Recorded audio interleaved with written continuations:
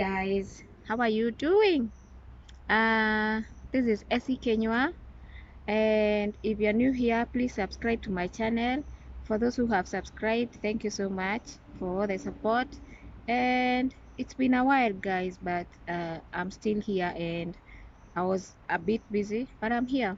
So today, I wanted to do a video that a lot of people have requested me to do concerning my journey, and because I have not yet done this video, but I was planning to, I decided to start today, and I'll do this in bits, so it will be like 4 videos because it's a very long story.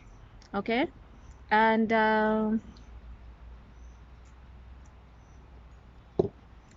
I hope this will answer some of your questions and also inform you some of the things that I went through. So guys, welcome, and I hope you are going to love it. So my journey started in 2007. That is when it all started, and that is when I was first diagnosed with cancer, that is bone cancer. And at that time I was feeling only pain. There was a lot of pain on my upper arm, and I ignored the pain. You know, the way you go to a chemist and you buy the painkillers and you go on with your life. But it wasn't going away, so I took painkillers like 2 or 3 months, and I thought this is something else because it's not going away. So I had no choice but to go to the hospital and get checked out, and that is what I did. And I went to the hospital. I did some tests, you know, the way you do x-ray, scan, MRI, and then after they see that there is something in your body, like a tumor or a growth, then you are told to do a biopsy. And that is what I did. And after the biopsy result, you know, you have to at that time we were waiting for biopsy result for like 3 weeks or a month. So after the results came out, the results were saying that I might have, it was not a conclusion, but it was a suggestion that I might have any of 3 types of bone cancers. That they were written there, 3 types of bone cancers, but they could not confirm at that point what kind of cancer it was. And that at that time, after the biopsy, now the pain went away, and I was not feeling any kind of pain. I got relieved, and I thought this is it, and I'm okay, and I'm not even going to go back to the hospital. And I felt like it has gone away. You know, the way you ignore some of these things. And now the doctor was telling me, Esther, we have to repeat the biopsy because there was no conclusion. We have to know specifically what kind of bone cancer it is. So we have to remove another part, a bigger part, so that we can know. And I refused. And I went home, and I went on with my life. At that time, when the pain started, I had given birth to my son. He was like 6 months old. So remember, I'm still breastfeeding and I'm nursing as baby, so I thought there's no way I'm going to be away from my baby. So I got home, and I continued with my life like nothing happened, and as usual. And I stayed home for like 2 years with no pain or anything. But after 2 years, that is when the pain came back now, worse than before. And I thought maybe this is something else. This is not the same thing that was disturbing me. And I went back to the hospital because the pain was not even, it was worse. It was a very bad pain. And I had to go back to the hospital, and I went back. And after, now we have to redo all the tests. We have to repeat those tests that we had done earlier, the biopsy, whatever. And we did all over again. And after doing all those tests, now I had to face the reality now that you have osteosarcoma. I was told I have a bone cancer called osteosarcoma. That is a very aggressive type of bone cancer, and it spreads very fast. And I was shocked.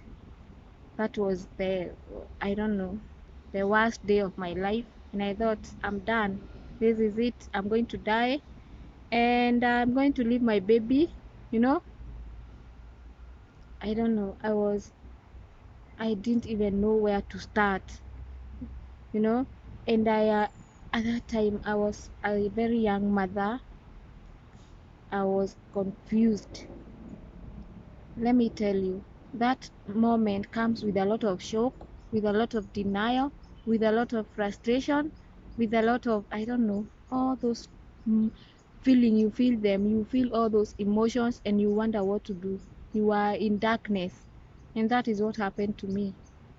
And I refused to do anymore, even going to back to the hospital or anything, because I thought, I'm not going back to the hospital to receive any more bad news, you know. And I stayed at home during that time, and I stayed almost a year, because there was nothing that was showing on my right arm that you could notice I had a problem. So I thought, it is going to go away, you know, it is just going to go away, and I'm not doing any more surgery or anything. And I stayed at home, and I nursed my baby, and until now the hand was swollen. Now it started swelling, and the swelling was becoming very big at a very short time. And let me tell you guys, I knew this is a very major problem, and it is not going to go away until I face it, and until I know what to do.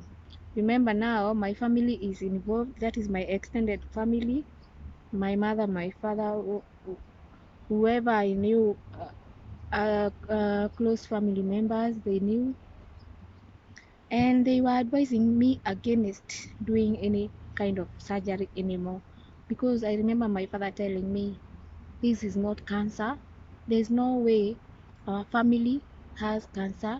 So those doctors do not even know what they are saying, you know.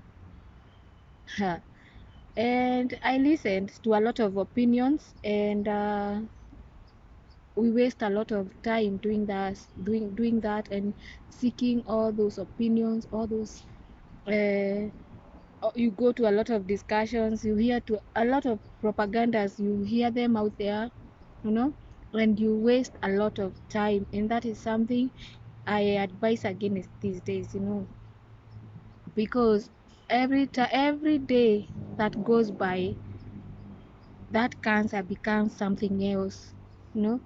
If it is only located in one part, it is still moving, and it is going to go to another part of your body as time goes by, if you're not going to do like the doctor is saying, or you're not going to do something about it. And I did a lot of jumping from one hospital to another, and until 2013, that is when I did another biopsy. That is the fourth biopsy, and now the results were different, and they were saying that I have a bone cancer called chondrosarcoma. That is another type, but it is not aggressive like the osteosarcoma, and that is why it was not moving from that part of my body like the arm. It was only located at that part. Now my hand is so swollen, I cannot go anywhere, I cannot move my hand. My hand was staying like this. I could not even greet anybody or do anything with my hand. And during that time still, I gave birth to my baby, my second born uh, baby girl, and I gave birth to her in 2012. With all the craziness of the hand and all the pain, I still gave birth to my baby. And that was the most difficult time, because you know, when during pregnancy, I think because of the calcium that is used in your body, now it was becoming worse. The pain was worse. I used to tie my arm with a a bed sheet so that I thought it I was feeling cold in my arm. The pain was, I don't know, it was very bad, and I used to stay in bed all the time. And in 2013, when I did that biopsy, the fourth one, now I decided this is it, and this is my life, and I'm going to take control of my life, and I'm not going to listen to anyone. I have wasted a lot of time, and I'm going to do as I feel, and I'm going to take care of myself. And that is what I did.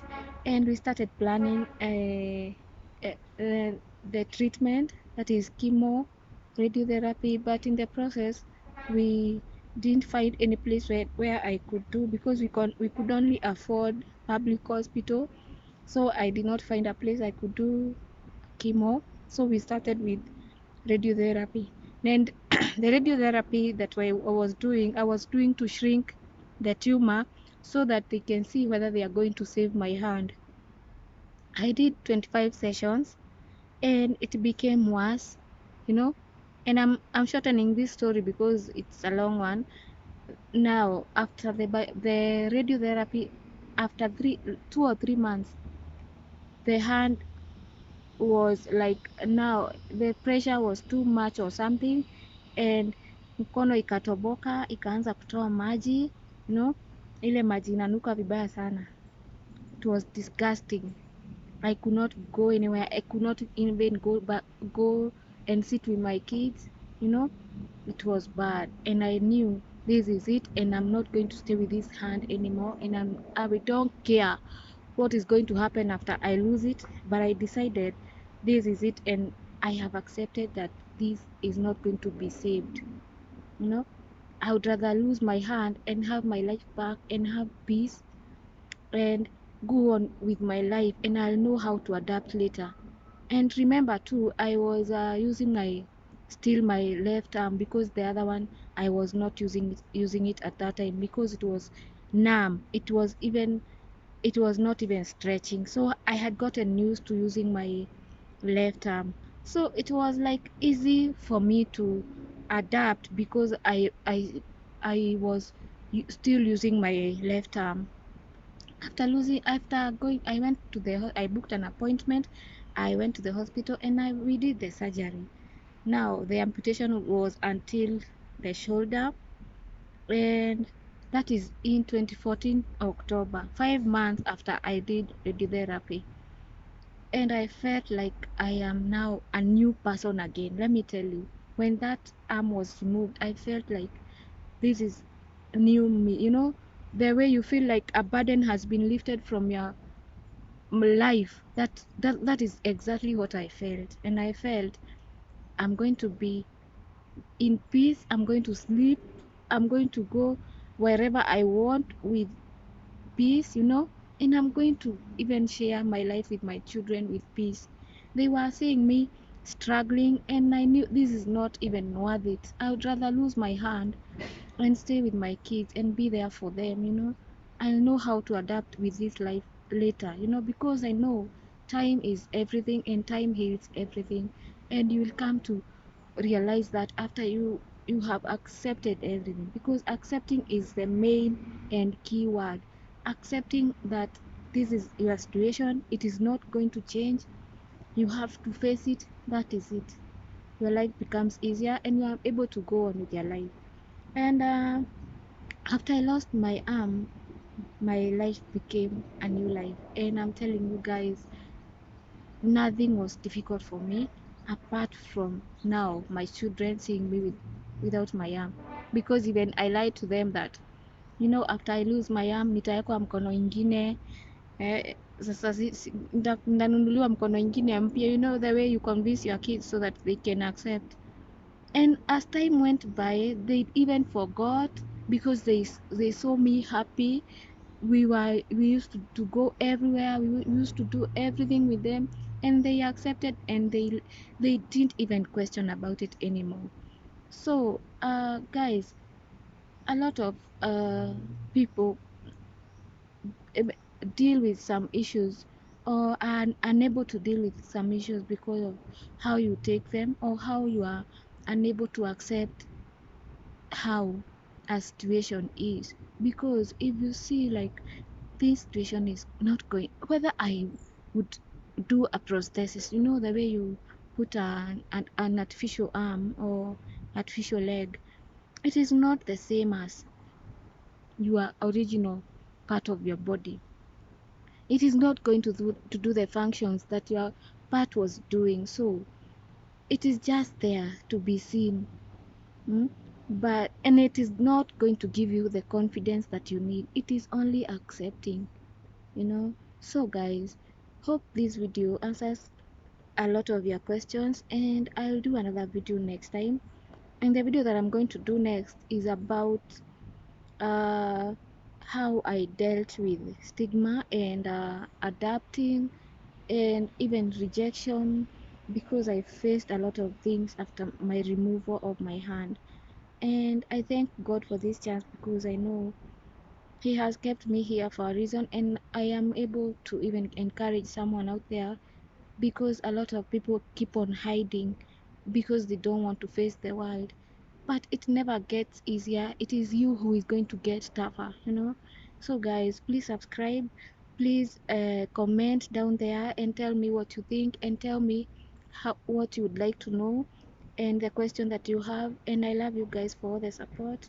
See you next time. Bye bye. Love you guys.